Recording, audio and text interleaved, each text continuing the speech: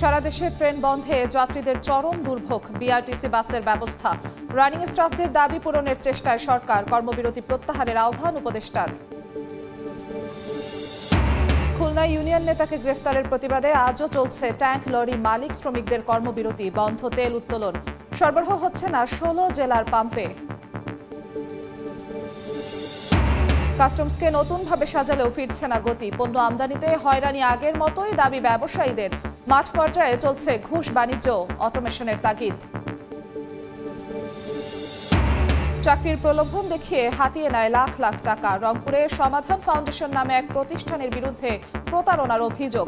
ভুক্তভোগীদের মামলা, প্রতারক আটক।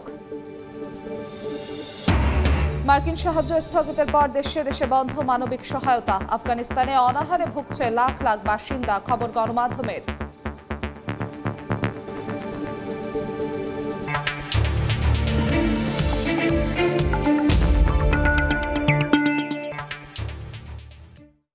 দেখছিলেন শিরোনাম। আমন্ত্রণ জানাচ্ছি দেশ ও দেশের বাইরের অর্থ বাণিজ্যের নানা খবর নিয়ে আমাদের নিয়মিত আয়োজন এ সময়ের বাণিজ্যে। আপনাদের সঙ্গে আছি আমি জিন্নাতারা যশোয়া। দাবি আদায়ে মধ্যরাত থেকে কর্মবিরতিতে রেলওয়ের রানিং স্টাফরা। এতে বন্ধ রয়েছে সারা দেশে ট্রেন চলাচল। এ অবস্থায় চরম ভোগান্তিতে পড়েছেন যাত্রীরা। তাদের দাবি আগে থেকে জানিয়ে দিলে এমন পরিস্থিতিতে পড়তে হতো না। এদিকে যাত্রীদের টিকিট ফেরত নেওয়ার ঘোষণা দিয়েছে রেলওয়ে কর্তৃপক্ষ। এছাড়া কমলাপুর ও বিমানবন্দর স্টেশন থেকে ঢাকা, চট্টগ্রাম সহ 7টি রুটের যাত্রীরা ট্রেনের টিকিট দিয়ে বিআরটিসি বাসে যেতে পারবেন গন্তব্যে। কেউ যাবেন ময়মনসিংহ, কেউ নেত্রকোনা, আবার কেউ বা রাজশাহী কিংবা কক্সবাজার। ভোরের আলো ফোটার আগেই যাদের বিভিন্ন গন্তব্যে যাত্রা, কমলাপুর রেল স্টেশনে আজ তাদের অপেক্ষা।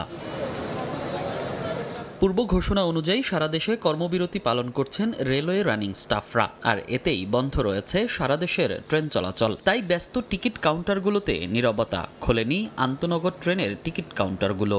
আমরা জানি যে ধর্মঘট চলছে এখানে, এই কারণে আমরা টিকিট বিক্রি করছি না। আমরা জানতাম না এখানে এই ভোগান্তি। কাউন্টারে না করে দিয়েছে, অবরোধ। অনেক কষ্ট। এত রাত্রে এখন আমি কোথায় বাস স্ট্যান্ডে যাব? স্টেশনে আসা কেউই জানতেন না ট্রেন চলাচল বন্ধ, তাই কাউন্টারে এসেই পড়তে হয় বিপাকে। শীতের রাতে পরিবার নিয়ে আসা যাত্রীদের ভোগান্তি পৌঁছেছে চরমে। এক পর্যায়ে উত্তেজিত যাত্রীরা স্টেশন মাস্টার ও ম্যানেজারকে না পেয়ে স্টেশনের এক কর্মকর্তার সঙ্গে বাকবিতণ্ডায় জড়ান। যে সঠিক টাইমে যেতাম সে সঠিক টাইমে আসলে আমরা যেতে পারলাম না। আমরা অনলাইনে টিকিট কাটছি, এখন আসি দেখি যে ট্রেন বন্ধ। তাহলে আমরা এখন উপায় হারা। আজকে আমি যেতে পারলাম না, আমার আফসোস নাই। সারাটা রাত জেগে আছি। আমরা কোন জায়গাতে বাস করছি, কিভাবে দেশ চলছে, আমরা এই নিয়ে প্রশ্ন করতে চাই। পরে স্টেশনের কাউন্টারে টিকিট ফেরত নেয়ার ঘোষণা দেয়া হয় এবং যারা অনলাইনে টিকিট ক্রয় করেছেন তাদের অনলাইনে ফেরত দেওয়ারও অনুরোধ করে স্টেশন কর্তৃপক্ষ। এর আগে মূল বেতনের সঙ্গে রানিং অ্যালাউন্স যোগ করে পেনশন দেয়া এবং আনুষঙ্গিক সুবিধা দেওয়ার দাবি পূরণ না হওয়ায় সোমবার রাত 12টার পর থেকে কর্মবিরতি পালনের ঘোষণা দিয়েছিল বাংলাদেশ রেলওয়ে রানিং স্টাফ ও শ্রমিক কর্মচারী সমিতি। মনির হোসাইন, সময় সংবাদ, ঢাকা। এই মুহূর্তে কমলাপুর রেলওয়ে স্টেশনে আছেন রিপোর্টার নাজমুস সালেহী, চট্টগ্রামে আছেন পার্থ প্রতিম বিশ্বাস এবং রাজশাহীতে আছেন সাইফুর রহমান রকি। সরাসরি প্রথমে যাচ্ছি নাজমুসের কাছে। রেলপথ মন্ত্রণালয়ের উপদেষ্টা ফাউজুল কবির খান তিনি এসেছিলেন 10টার দিকে। তারপরে তিনি আসলে শ্রমিকরা যারা আন্দোলনের ডাক দিয়েছেন সেই রানিং স্টাফদের শ্রমিকদের সঙ্গে তিনি কথা বলেছেন। তারপরে তিনি গণমাধ্যমের মুখোমুখি হয়েছিলেন। তিনি সেখানে বলেছেন সেটি যে তার হাতে আসলে এই মুহূর্তে আর কোনো কিছু করার নেই। তিনি বলছেন যে অধিকাংশ দাবি আসলে মানা হয়েছে এবং সেটি এখন অর্থ মন্ত্রণালয়ের কাছে রয়েছে এবং অর্থ মন্ত্রণালয়ের সঙ্গে তাদের দেন দরবার চলছে। তারা আশা করছেন যে হয়তো আজকে একটি যৌক্তিক সমাধান আসবে এবং তিনি যারা এই ধর্মঘটের ডাক দিয়েছেন তাদেরকে আসলে কর্মবিরতি যারা ডাক দিয়েছেন তাদেরকে তিনি সেটি প্রত্যাহারের আহ্বান জানিয়েছেন। তবে রেলের যারা আছেন রানিং স্টাফ তারা বলছেন যে তারা এই সমস্ত মুখের কথায় আর বিশ্বাস করেন না, কারণ 2021 সাল থেকে তাদের সঙ্গে এই আন্দোলনটি নিয়ে নানা ধরনের বোঝাপড়া হয়েছে, আন্দোলন হয়েছে। তাদেরকে 4 বছর ধরে আশ্বাস দেওয়া হয়েছে, সেই আশ্বাসের এখনো কোনো বাস্তবায়ন হয়নি। সুতরাং তারা এই তাদের যে মাইলেজ এবং যেই রানিং স্টাফদের যে পেনশনের যে বাড়তি সুবিধা সেটি বন্ধ করে যে প্রজ্ঞাপন দেওয়া হয়েছে সেই প্রজ্ঞাপনে তারা বাতিল চান এবং নতুন করে তারা এটি বহাল থাকবে তার প্রজ্ঞাপন চান। সেই প্রজ্ঞাপন যতক্ষণ পর্যন্ত না আসবে ততক্ষণ পর্যন্ত তারা এই কর্মবিরতি অব্যাহত রাখবেন। কারণ এখানে যেই রেলের শ্রমিক সংগঠনের অনেককেই আমরা দেখেছি সকাল থেকে খণ্ড খণ্ড মিছিল নিয়ে তাদের কর্মবিরতির পক্ষে তারা বিভিন্ন ধরনের স্লোগান দিয়েছেন এবং তারাও বলছেন যে আসলে তারা যাত্রীরা যে তারা যে হয়রানির শিকার হচ্ছেন বা ভোগান্তিতে পড়েছেন তারা আন্তরিক দুঃখ প্রকাশ করেন। কিন্তু আসলে তারা বলছেন যে 4 বছর ধরে নানা জায়গায় চড়াই উতরাই পেরিয়ে আসলে তাদের আন্দোলনটি এখানে এসে ঠেকেছে। কারণ আপনি জানেন যে 1862 সাল থেকে রেলের রানিং স্টাফরা এই ধরনের মাইলেজ এবং পেনশনের যে বাড়তি সুযোগ সুবিধা তারা সেটা পেয়ে থাকেন। কারণ রেলের যে রুলস অফ ল রয়েছে তার ভাষাই হচ্ছে তারা জরুরি কর্মী, তাদেরকে যে কোনো সময় ডাকলেই কাজে যেতে হয় এবং তারা মূলত 8 ঘন্টার বেশি কেউ 2-3 দিন ধরে তাদেরকে ডিউটি পালন করতে হয়। উদাহরণস্বরূপ বলা যায় যে ঢাকা থেকে যদি কেউ আসলে কি ট্রেন নিয়ে যাত্রা করেন সেটি পঞ্চগড় থেকে আবার ফিরে আসতে তাদের 2-3 দিন সময়, অন্তত 1 দিন বা 2 দিন সময় লাগে। তারা পুরোটা সময় আসলে এই চাকরির মধ্যে থাকেন, যে কারণে এই বাড়তি সুবিধাটুকু তারা পেয়ে থাকেন। সেটি বন্ধ হওয়ায় তারা 4 বছর ধরে আন্দোলন করছেন। এখন তারা এসে এই চূড়ান্ত আন্দোলনের ডাক দিয়েছেন। তো সকাল থেকে একটি ট্রেনও চলেনি। যাত্রীদের ভোগান্তি কিন্তু আমরা দেখছি কমলাপুর রেল স্টেশনে একেবারে চরমে উঠেছে। এই ছিল কমলাপুর রেল স্টেশন থেকে আমার কাছে সর্বশেষ। একই খবর জানতে যাব চট্টগ্রামে, সেখানে রেলওয়ে স্টেশন অপেক্ষা করছেন সহকর্মী পার্থ প্রতিম বিশ্বাস।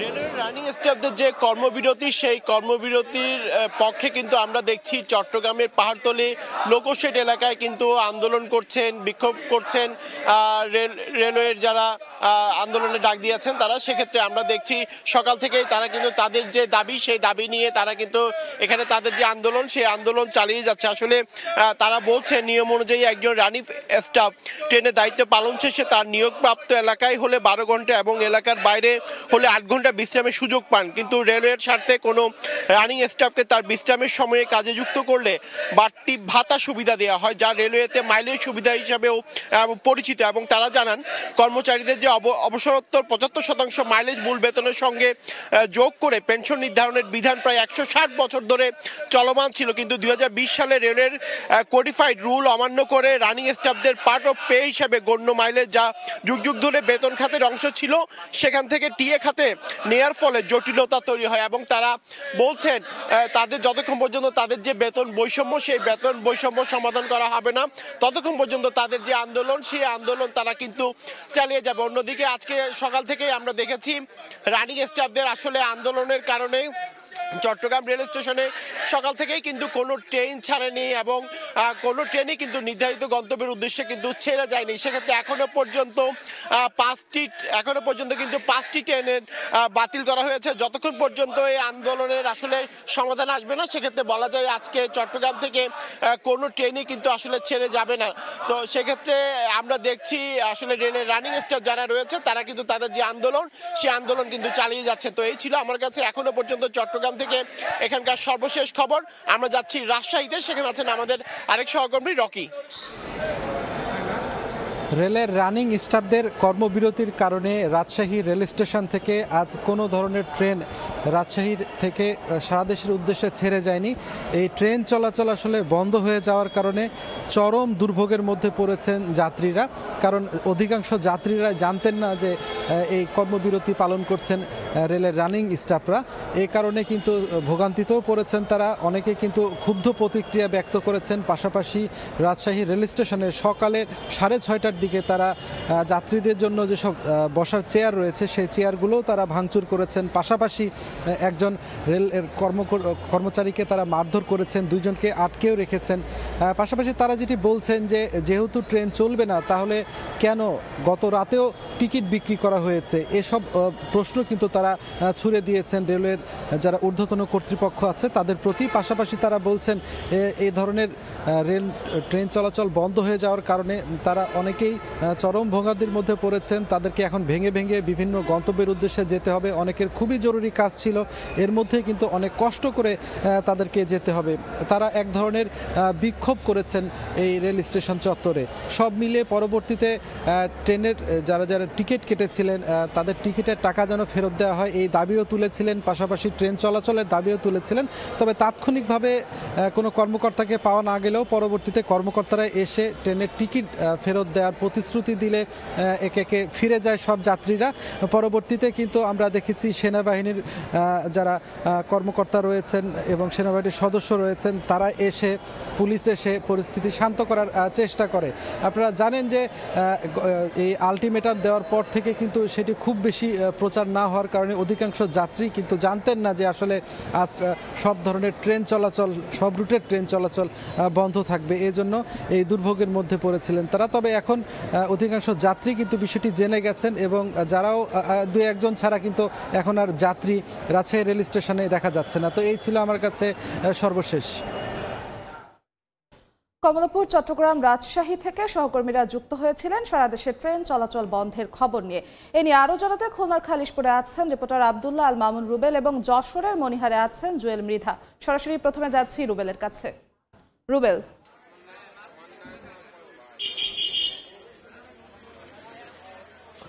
খুলনার খালিশপুরে অবস্থিত জ্বালানি তেলের 3টি ডিপো থেকে আজ 3 দিন ধরে সব ধরনের তেল উত্তোলন এবং পরিবহন বন্ধ রয়েছে। একজন শ্রমিক সংগঠনের, ট্যাংলরি শ্রমিক সংগঠনের একজন নেতাকে গ্রেফতারের প্রতিবাদে এবং তার মুক্তির দাবিতে টানা 3য় দিনের মতো এই কর্মবিরতি পালন করছেন তারা। ফলে এইখানকার যে এখান থেকে খুলনা থেকে যে সমস্ত জায়গায় দেশের 16টি দক্ষিণ পশ্চিমাঞ্চল 16টি জেলায় যে তেল সরবরাহের কথা সেটি কিন্তু আসলে হচ্ছে না। যে আপনারা এখন মুহূর্তে ছবিতে যে সারি সারি ট্যাঙ্ক লরির ছবিগুলো দেখছেন, এটি আসলে এই মুহূর্তে যে ডিপোর ভিতরে থাকার কথা এবং সেখান থেকে কিন্তু তেল উত্তোলন করে এটি পরিবহনে নিয়ে যাওয়ার কথা, কিন্তু সেটি কিন্তু এখন একেবারেই খালি অবস্থায় পড়ে রয়েছে। এবং এখানে যে সমস্ত শ্রমিক সংগঠন রয়েছে, শ্রমিক সংগঠনের নেতৃবৃন্দরা কিন্তু এই যে খালিশপুরে অবস্থিত বিভিন্ন পদ্মা, মেঘনা, যমুনা সহ বিভিন্ন কোম্পানি রয়েছে, ডিপো রয়েছে, সেসব ডিপোর সামনে অবস্থান করে তারা কিন্তু প্রতিবাদ কর্মসূচি পালন করছেন এবং তারা বলছেন যে তাদের যে নেতা তাকে মুক্তি দিতে হবে, মুক্তি না দেওয়া পর্যন্ত তাদের এই আন্দোলন অব্যাহত থাকবে। এদিকে এখানে তেল উত্তোলন এবং পরিবহন বন্ধ হওয়ার কারণে খুলনা থেকে দেশের দক্ষিণ পশ্চিমাঞ্চলের 16 জেলায় যে পরিবহন বন্ধ রয়েছে, এর ফলে কিন্তু জ্বালানি তেলের সংকট পড়ছে বিভিন্ন পাম্পগুলোতে। আমরা এর মধ্যে খবর নিয়েছি খুলনা সহ যশোর সহ বিভিন্ন স্থানে কিন্তু যে পেট্রোল পাম্পগুলো রয়েছে সেখানে ডিজেল, অকটেন, মোবিল সহ অন্যান্য যে জ্বালানি তেল রয়েছে সেসব অনেক স্থানে কিন্তু এরই মধ্যে শেষ হয়ে গিয়েছে এবং কোথাও কোথাও কিন্তু এমন অবস্থা রয়েছে যে একেবারে শেষ পর্যায়ে রয়েছে, হয়তো আজকের পরে আর সেখানে তেল নাও পাওয়া যেতে পারে। এ কারণে কিন্তু এই জ্বালানি তেলের যে সংকট বা সংখ্যা সেটি কিন্তু আসলে সময়ের সাথে সাথে আসলে আরো বাড়ছে। অন্যদিকে যদি একটু বলি যে আমরা এখানে খবর নিয়েছি যে এখানকার যে প্রশাসন রয়েছে, প্রশাসনের পক্ষ থেকে কিন্তু উদ্যোগ নেওয়া হয়েছে যে যারা আসলে এই সংগঠনের কর্মবিরতি পালন করছেন তারা যাতে কর্মবিরতিটি উঠিয়ে নেন সে ব্যাপারে কিন্তু প্রশাসনের পক্ষ থেকে উদ্যোগ নেওয়া হয়েছে। খুলনা জেলা প্রশাসন এবং খুলনা মেট্রোপলিটন পুলিশের পক্ষ থেকে কিন্তু তাদেরকে আশ্বস্ত করা হয়েছে তাদের যে নেতা তার বিরুদ্ধে কিন্তু আসলে আইনি প্রক্রিয়া রয়েছে এবং এই আইনি প্রক্রিয়াটির মাধ্যমেই আসলে তাকে বেরিয়ে আসবেন এবং তিনি যদি দোষী না হন তিনি আসলে জামিনে মুক্তি পাবেন, এ ধরনের আশ্বাস কিন্তু আসলে দেওয়া হয়েছে। ফলে সবকিছু মিলে এখানে কিন্তু একেবারেই একটি সংকটময় অবস্থা রয়েছে।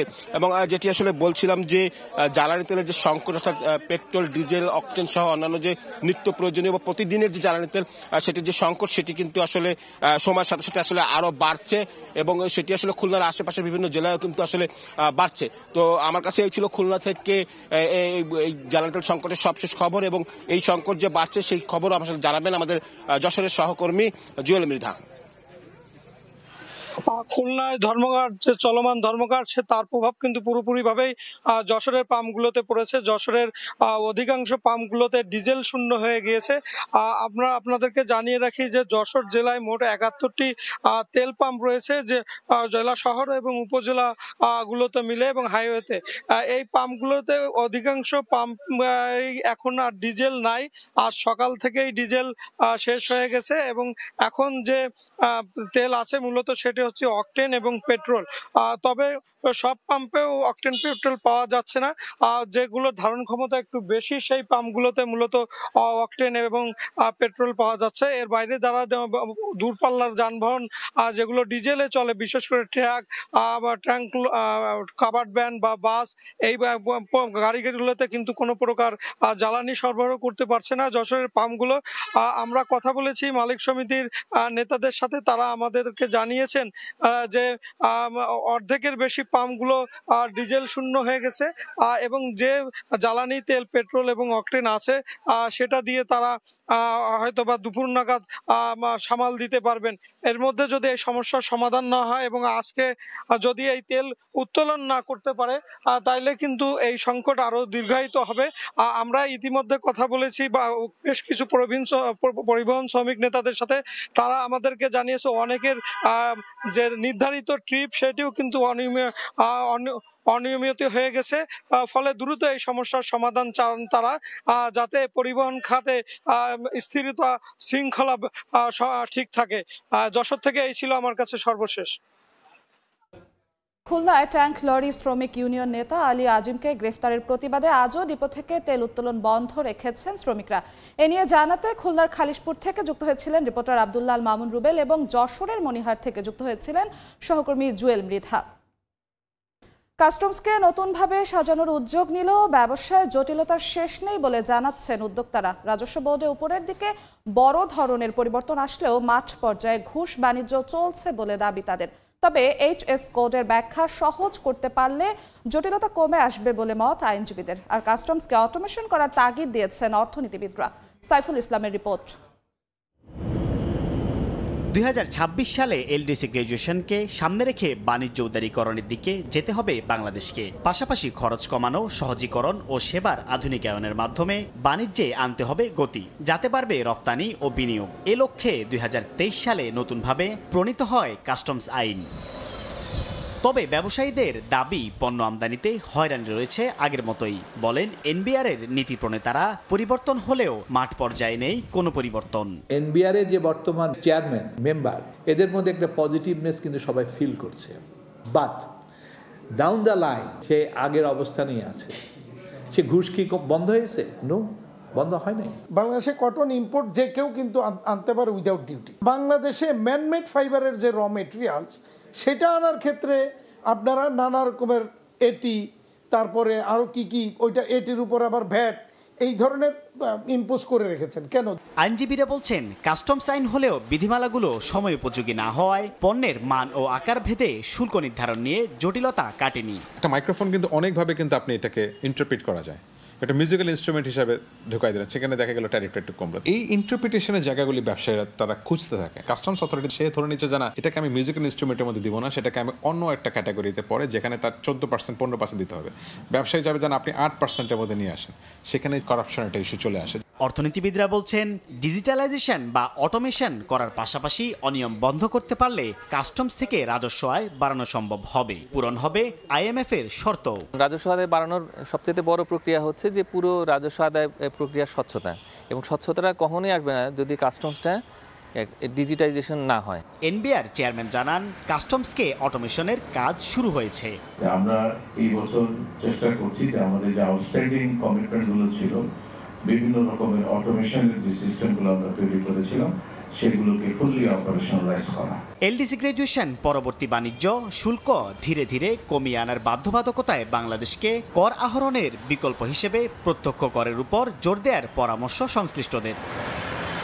সাইফুল ইসলাম, সময় সংবাদ, ঢাকা।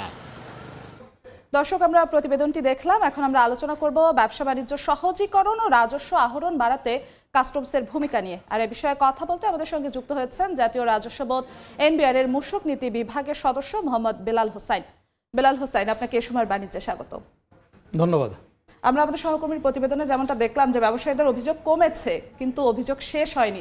আসলে কি বলবেন, একটু কমেছে কিনা, শেষ হয়েছে কতটা, বা শেষ হওয়ার উপায় কি, সহজ করার উপায়টা কি? প্রথমত আপনাকে, আপনার মাধ্যমে দর্শকদেরকে কাস্টমস দিবসের শুভেচ্ছা। আমাদের এবারকার কাস্টমসের প্রতিবাদ হচ্ছে কাস্টমস সেবায় প্রতিশ্রুতি, দক্ষতা, নিরাপত্তা, প্রগতি।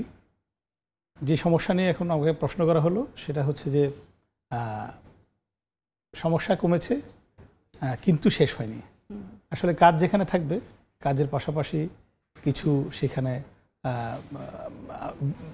সম্পূরক কাজ থাকবে, কিছু বৈকল্য থাকবে, কিছু সমাধানও আসবে এর মধ্য দিয়ে। যেহেতু কাস্টমসকে অনেক রকমের কর্মযজ্ঞর মধ্যে দিয়ে যেতে হয় এবং এর সাথে নানান রকমের অংশীজন সম্পৃক্ত, আমাদের এই দ্বৈরথ এটা আবহমান কাল থেকে শুধু বাংলাদেশে না সারা বিশ্বে চলমান আছে।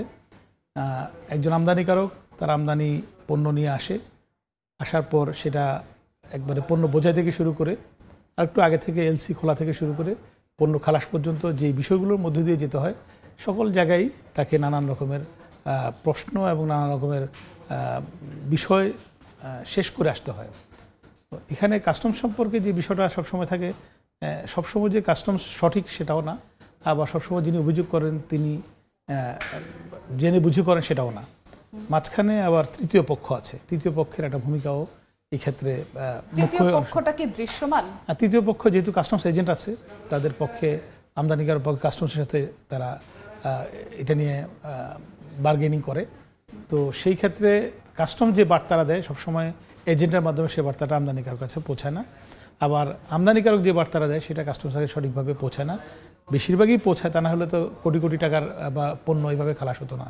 তা আমার কাছে যেটা মনে হয় যে অটোমেশন আমরা বেসিকলি করছি, এটা যদি শেষ করতে পারি তাহলে যেভাবে হয়রানি কমছে এটা অটোমেশনের কারণেই কমছে, আরও কমে যাবে। আসলে মানুষের সংযোগবিহীন হিউম্যান ইন্টারফেরেন্স ছাড়া যদি কাজ করা যায় তাহলে আমার বিশ্বাস আগামীতে এটা আমরা পুরোটা শেষ করতে পারব। বর্তমান এনবিআর চেয়ারম্যান আমাদের জনাব আব্দুর রহমান খান, তিনি ভীষণ রকমের প্রতিশ্রুতিবদ্ধ যে সমস্ত এনবিআরকে একটা মাস্টার প্ল্যানের আওতায় এনে কাস্টমস, ভ্যাট, আয়কর সকল বিভাগকে আমরা অটোমেশন আওতায় নিয়ে আসবো। অটোমেশনের কথাটি আপনি বলছেন যে প্রযুক্তি ডিজিটালাইজেশন করা হবে এনবিআরকে, এই কথা আমরা আরও আগে থেকে শুনছি। বাংলাদেশের ব্যবসা খাত কিংবা ব্যবসায়ীরা কতটা প্রস্তুত এই সেবাটি নেওয়ার জন্য? অটোমেশনের প্রশ্ন যদি 1994 সালে প্রথম আমরা অটোমেশনের ঢুকি, যেমন কাস্টম হাউসে আমরা এসআইকুটা প্লাস দিয়ে যখন শুরু করছিলাম 1994 সালে আংটার আমাদেরকে এই সফটওয়্যারটা দিয়েছিল। 94 সাল থেকে আজকে 2024 সাল, অনেক লম্বা সময়। এই সময়ে কিন্তু ব্যবসায়ীরা এটার সাথে আত্মস্থ হয়েছেন এবং আমাদের অফিসাররাও এটার সঙ্গে সম্পৃক্ত হয়ে এটাকে যথাযথভাবে ব্যবহার করে এই পর্যন্ত আসছেন। এবং এসআইকুটা নিয়ে কিন্তু খুব একটা অভিযোগ নেই বা সমস্যাও নেই। ম্যাসিভ অটোমেশন অন্যান্য যে সমস্ত ক্ষেত্রের কথা বলা হচ্ছে যে ব্যাংকগুলো যেমন অটোমেশনের আওতায় একই নেটওয়ার্কে আসবে, যে জন্য আমরা ন্যাশনাল সিঙ্গেল উইন্ডো চালু করতেছি। আমাদের প্রায় 38টা মন্ত্রণালয়, অংশীজন তারা এটাতে সম্পৃক্ত হবেন। এই সিঙ্গেল উইন্ডো দ্রুততা নিশ্চিতের ক্ষেত্রে বা সহজ করার ক্ষেত্রে কতটা ভূমিকা রাখতে পারে? এটা ম্যাসিভ ভূমিকা রাখবে, অনেক ভালো ভূমিকা রাখবে।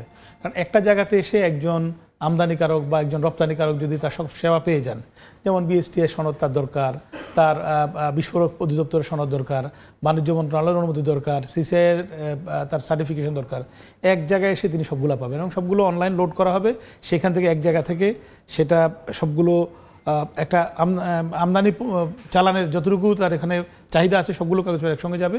এটা দেখা যাবে যে জিনিসটা এখন 3 দিন লাগছে সেটা 1 ঘন্টা হয়ে যাবে।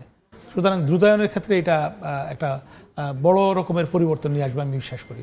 এইচএস কোড বলতে একটি বিষয় আছে, টার্ম আছে, সেটা নিয়ে ব্যবসায়ীরা মাঝে মধ্যেই অভিযোগ তোলেন যে তাদের কাছ থেকে বেশি শুল্ক আদায় করা হয় বা তাদের ভোগান্তিতে ফেলা হয়।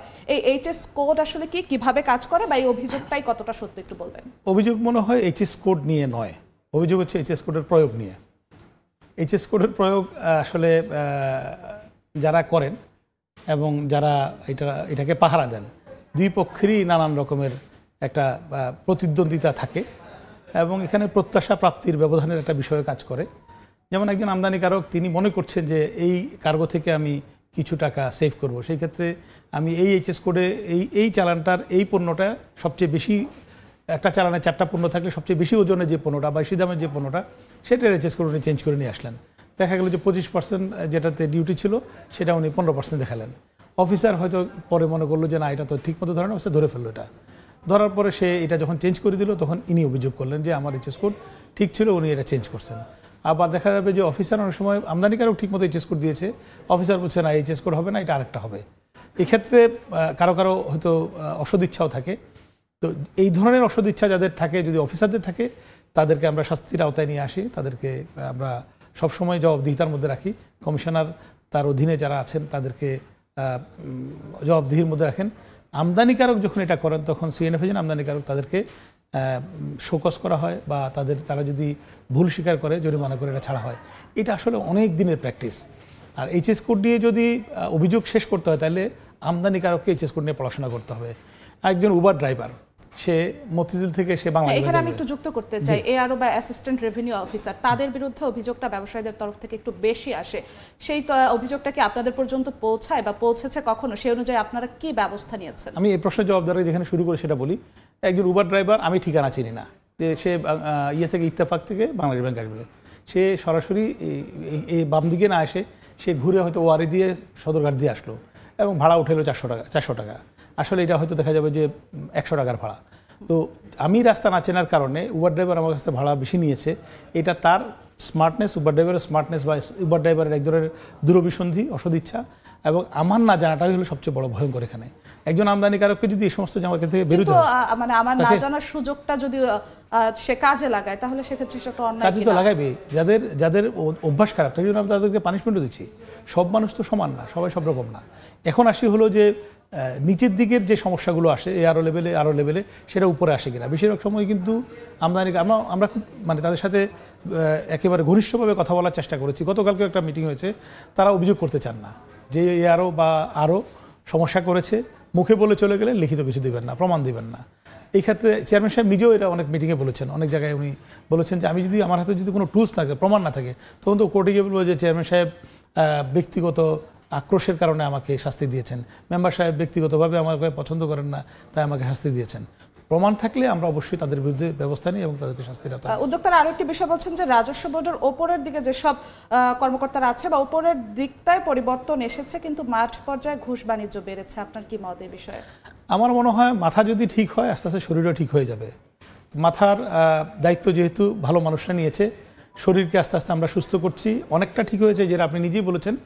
আগামীতে এটাকে আমরা আরও ঠিক করবো। বর্তমান চেয়ারম্যান এসব বিষয়ে জিরো টলারেন্স করছেন। আমাদের মাননীয় অর্থ উপদেষ্টা তিনিও বলেছেন যে আমরা এটাকে ঠিক করে ছাড়বো, আমাদের একটা চ্যালেঞ্জ এটা।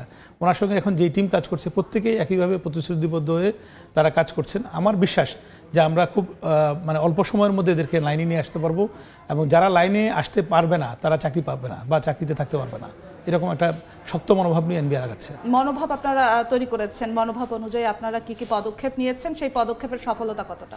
আমরা 14 দফা নির্দেশনা দিয়েছি জাতীয় রাজস্ব বোর্ড থেকে সকলকে, আয়কর, ভ্যাট, কাস্টম সকলকে, এবং তা কারা কারা এটা পালন করছে, কারা করছে না তাদেরকে আমরা সেটা স্টক টেকিং করছি। সপ্তাহে প্রতি 4 থেকে 5 দিন চেয়ারম্যান সাহেব সকাল 9টায় মাঠ পর্যায়ে প্রত্যেকটা অফিসে আলাদা আলাদা করে মিটিংয়ে বসে তাদের সমস্যাগুলো শুনে এবং তাদের বিরুদ্ধে অভিযোগ থাকলে সেগুলো শুনে নেন, সেগুলো বলেন, এবং লিখিত অভিযোগ বা আমাদের যেটা যে এখন এই যে অনলাইনে অভিযোগ করার একটা সিস্টেম আছে, সেখানে যদি কেউ অভিযোগ করে সেটার ব্যাপারে আমরা শাস্তি দিচ্ছি।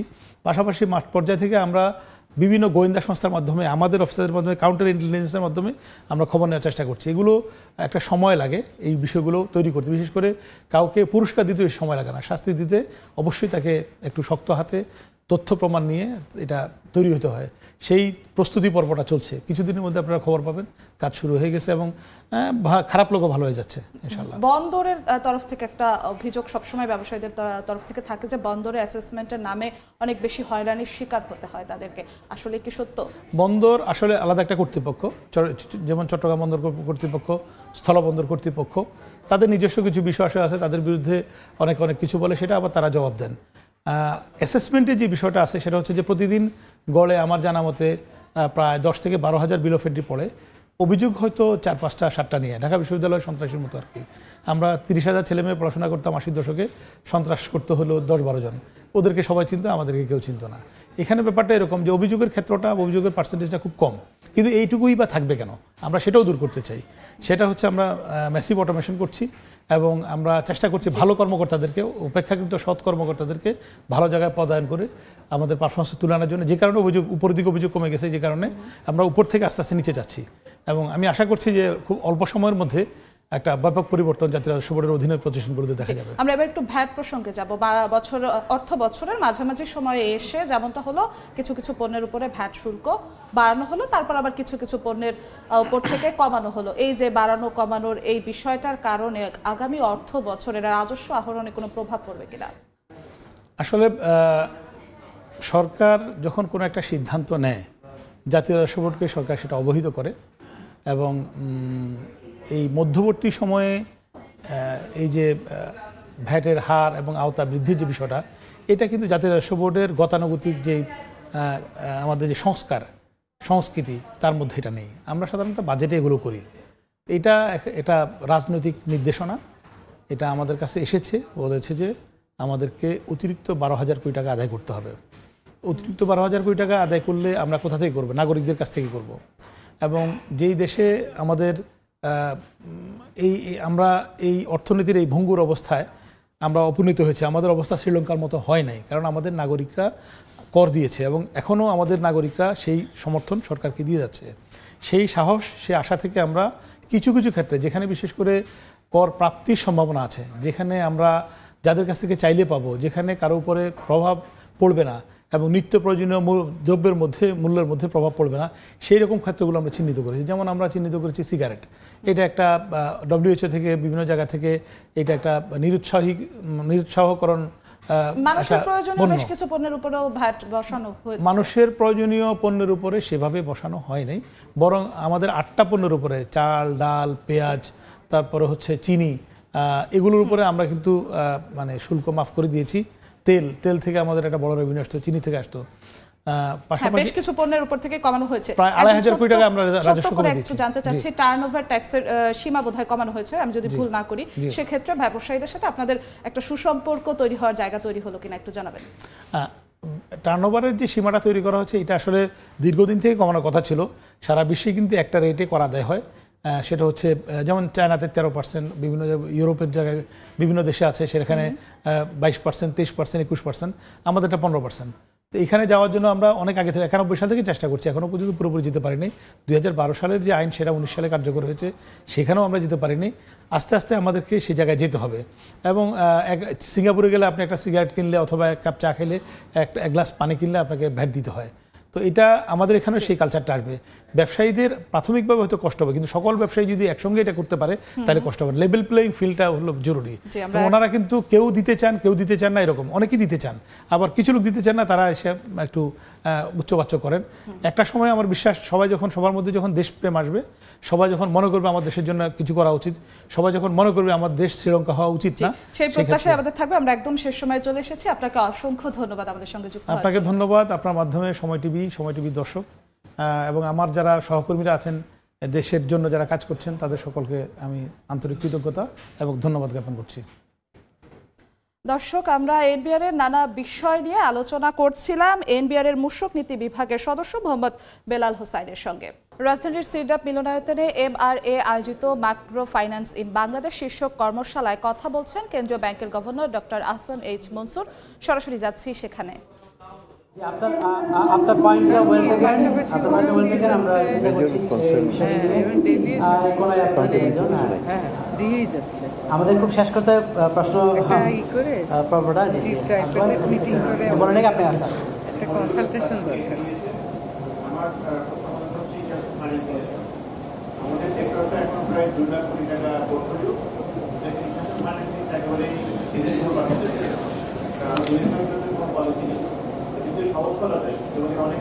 একটা ফান্ড করতে ইন্টারন্যাশনাল ফান্ড ক্লিয়ারেন্সের ক্ষেত্রে আর কি। আচ্ছা, তারপরে তারপর ওখানে যাবো সংক্ষেপে। হ্যাঁ, আমাদের আসসালামু আলাইকুম, আমি মুর্তজা কাদের, আমি গোয়া থেকে আসছি, ছোট প্রতিষ্ঠানের নির্বাহী পরিচালক ICDS।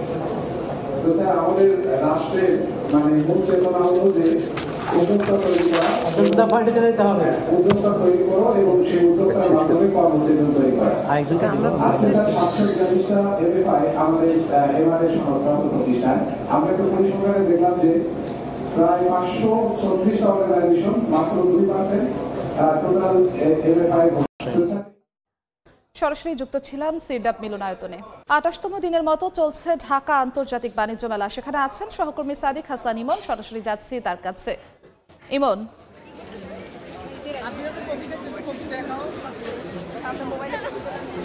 28তম দিনের মতো চলছে ঢাকা আন্তর্জাতিক বাণিজ্য মেলা। আর আজকে কিন্তু বরাবরের মতো সকাল 10টায় প্রবেশদ্বার খুলে দেওয়া হয়েছে। তারপর থেকেই কিন্তু ক্রেতা দর্শনার্থীরা আসতে শুরু করেছেন। এটা যেহেতু মেলার শেষ দিক, তাই প্রত্যেকটি দোকানেই প্রায় বিভিন্ন রকমের অফার দেওয়া হয়েছে। সেই অফারগুলোকে আকৃষ্ট করতে যে আকর্ষণ করেই কিন্তু ক্রেতারা বিভিন্ন স্টলে ঘুরছেন। এবং এখনও যেহেতু মেলার শেষ দিকটা, তাই দর্শনার্থী সমাগম কিন্তু বেশ খানিকটা বেশি এবং আস্তে আস্তে সেই পরিমাণটা আরও বাড়বে বলে আশা করা যাচ্ছে। আর দোকানিরা সেই ক্রেতাদের কিন্তু দর্শনার্থীদের আকৃষ্ট করতে বিভিন্ন স্টলগুলো সাজিয়ে গুছিয়ে নেওয়ার চেষ্টা করছে। তবে এখনও জনসমাগম বেশ খানিকটা কম জন্য তারা ঢিলেঢালাভাবেই তাদের কার্যক্রম চালিয়ে যাচ্ছে। কয়েকজন বিক্রেতার সঙ্গে কথা বলেছি, তারা বলেছেন এখনও সেভাবে বেচা বিক্রি আসলে শুরু করতে পারেনি। তবে তারা বলছেন যে সন্ধ্যার পরে কিংবা বিকেলের দিকে তখন কিন্তু তাদের হিসেবের মানে খাতাটা তারা প্রত্যাশা অনুযায়ী খুলতে পারবেন। আর যেহেতু এবার জানিয়েছেন যে মানে অন্য সময়গুলোতে ছুটির দিন ব্যতীত কিন্তু সেভাবে ভিড় আসলে দেখা যায় না, তো তারা আসলে ছুটির দিনগুলোতে যে শুক্র শনিবার সেখানেই তারা কিন্তু প্রত্যাশা করে থাকেন। আর তাদের সুরে কিন্তু সুর মিলেছেন টিকিট কাউন্টারগুলো কিন্তু তাদের সুরেই কিন্তু সুর মিলেছেন। তারাও বলেছেন ছুটির দিনগুলোতে লক্ষাধিক টিকিট বিক্রি হলেও কিন্তু এখন খুব বেশি টিকিট আসলে অন্য দিনগুলোতে বিক্রি হয় না। আর বিক্রেতারা বলছেন যে এবার দর্শনার্থীর সংখ্যা চোখে পড়ার মতো হলেও কিন্তু আসলে দেখা যাচ্ছে যে ক্রেতার সংখ্যা কিন্তু খুব কম, তারা ক্রেতা হয়ে উঠছেন খুব কম। আর তারা বলছেন যে আগারগাঁওয়ে যদি বাণিজ্য মেলা হয় তাহলে বাণিজ্য মেলাটা আরও জমে উঠবে। তবে শেষ 3 দিনে তারা বেশ প্রত্যাশা রাখছেন। ঢাকা আন্তর্জাতিক বাণিজ্য মেলা থেকে এই ছিল আমার কাছে সর্বশেষ। বাণিজ্য মেলার খবর জানাচ্ছিলেন সহকর্মী সাদিক হাসান ইমন। 2024-25 অর্থ বছরে বেনাপোল কাস্টমস হাউজে রাজস্বের লক্ষ্যমাত্রা 6,705 কোটি টাকার বিপরীতে প্রথম 6 মাসে আদায় হয়েছে 3,225 কোটি টাকা। বিস্তারিত জানাতে বেনাপোল বন্দরে আছেন সহকর্মী আজিজুল হক, সরাসরি যাচ্ছি তার কাছে। আজিজুল, রাজস্ব আয়ে চট্টগ্রাম সমুদ্র বন্দরের পরে বেনাপোল স্থল বন্দরের অবস্থান। প্রতি বছর এই বেনাপোল বন্দর থেকে প্রায় 10,000 কোটি টাকা রাজস্ব আদায় হয়ে থাকে, যা দেশের অর্থনীতিতে বড় ভূমিকা রেখে আসছে। 2024-25 অর্থ বছরে বেনাপোল স্থল বন্দর থেকে রাজস্ব আয়ের লক্ষ্যমাত্রা রাজ্য রাজস্ব বোর্ড এনবিআর নির্ধারণ করেছে 6,705 কোটি টাকা। তবে গত 6 মাস অর্থাৎ জুলাই থেকে ডিসেম্বর গত 6 মাসে এই রাজস্ব আয়ের পরিমাণ হচ্ছে 3,225 কোটি টাকা। বর্তমানে এই বৈশ্বিক মন্দার মধ্যেও আমরা দেখতে পেয়েছি কাস্টমস কর্তৃপক্ষের স্বচ্ছতা, জবাবদিহিতা ও নিরলস যে প্রচেষ্টার কারণে কিন্তু রাজস্ব আয়ের যে প্রবৃদ্ধি, সে প্রবৃদ্ধি কিন্তু 16.3% বৃদ্ধি পেয়েছে। 2023-24 অর্থ বছরে কিন্তু বেনাপোল কাস্টমস যে রাজস্ব আয়ের লক্ষ্যমাত্রা নির্ধারণ করা হয়েছিল 2024-25 অর্থ বছরে এসে প্রায় 800 কোটি টাকা বেশি কিন্তু রাজস্ব আয়ের লক্ষ্যমাত্রা নির্ধারণ করা হয়েছে। তারপরেও কিন্তু এই রাজস্ব আয়ের যে প্রবৃদ্ধি, এটি কিন্তু বৃদ্ধি পেয়েছে। আমরা কথা বলেছি ব্যবসায়ীদের সাথে, ব্যবসায়ীরা আমাদেরকে জানিয়েছেন যে বাণিজ্য সহজীকরণে বেনাপোল বন্দরে যে ভারতের সাথে যে কার্গো ভেহিক্যাল টার্মিনাল স্থাপন করা হয়েছে, এছাড়া কাস্টমসের যে পণ্য ছাড়করণের যে সুযোগ সুবিধা বেড়েছে, সেই সুযোগ সুবিধা বৃদ্ধির কারণেই কিন্তু এই বেনাপোল বন্দর থেকে যে কাস্টমসের রাজস্ব আয় সেটি কিন্তু বৃদ্ধি পেয়েছে। এবং সামনে অর্থাৎ অর্থ বছর শেষে কিন্তু এই রাজস্ব আয়ের যে লক্ষ্যমাত্রা ছিল, সেই লক্ষ্যমাত্রা কিন্তু ছাড়িয়ে অতিরিক্ত হবে বলে তারা আশা প্রকাশ করেছেন। বেনাপোল বন্দর দিয়ে যে সমস্ত পণ্য আমদানি হয়, এই সমস্ত আমদানি পণ্যের মধ্যে শিল্প কারখানার কাঁচামাল, তৈরি পোশাক, গার্মেন্টস, বিভিন্ন ধরনের শিশু খাদ্য এবং কেমিক্যাল উল্লেখযোগ্য। এবং যে সমস্ত রপ্তানি বাণিজ্য হয়, রপ্তানি বাণিজ্যের মধ্যে পাটজাত পণ্য সহ বিভিন্ন কিন্তু তৈরি পোশাক রয়েছে। তো এই ছিল বেনাপোল স্থল বন্দর থেকে যে বৈশ্বিক মন্দার মধ্যেও যে কাস্টম কর্তৃপক্ষের যে নিরলস প্রচেষ্টার কারণে যে রাজস্ব আয়ের প্রবৃদ্ধি বেড়েছে, তার সর্বশেষ। সরাসরি যুক্ত ছিলাম বেনাপোল স্থলবন্দরে। টিকটক কেনা নিয়ে মার্কিন প্রযুক্তি প্রতিষ্ঠানগুলোর মধ্যে শুরু হয়েছে প্রতিযোগিতা। ইলন মাস্কের পর এবার জনপ্রিয় এই প্ল্যাটফর্মটি কিনে নিতে কম্পিউটার প্রযুক্তি প্রতিষ্ঠান মাইক্রোসফটের আগ্রহের কথা শোনা যাচ্ছে। টিকটক অধিগ্রহণের বিষয়ে প্রতিষ্ঠানটি আলোচনা করছে বলে জানিয়েছেন মার্কিন প্রেসিডেন্ট ডোনাল্ড ট্রাম্প। কার হাতে যাবে জনপ্রিয় ভিডিও শেয়ারিং প্ল্যাটফর্ম টিকটকের মালিকানা? দুনিয়া জুড়ে এই নিয়ে চলছে জল্পনা কল্পনা।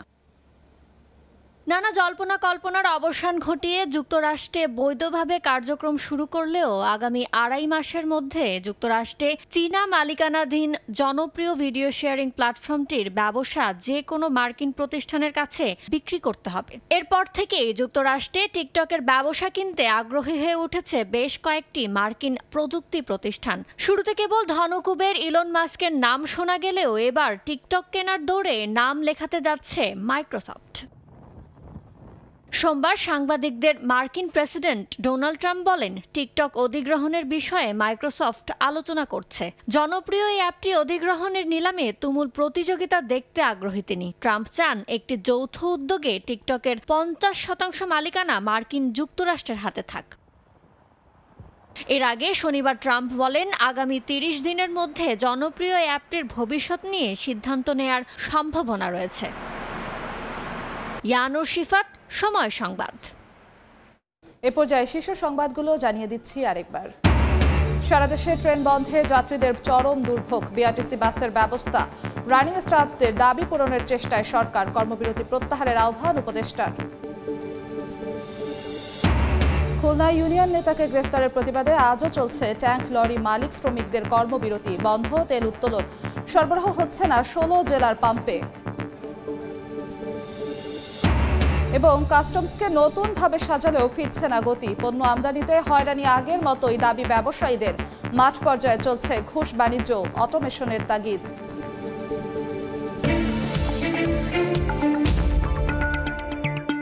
এই ছিল এ সময়ের বাণিজ্যে, সঙ্গেই থাকুন সময়।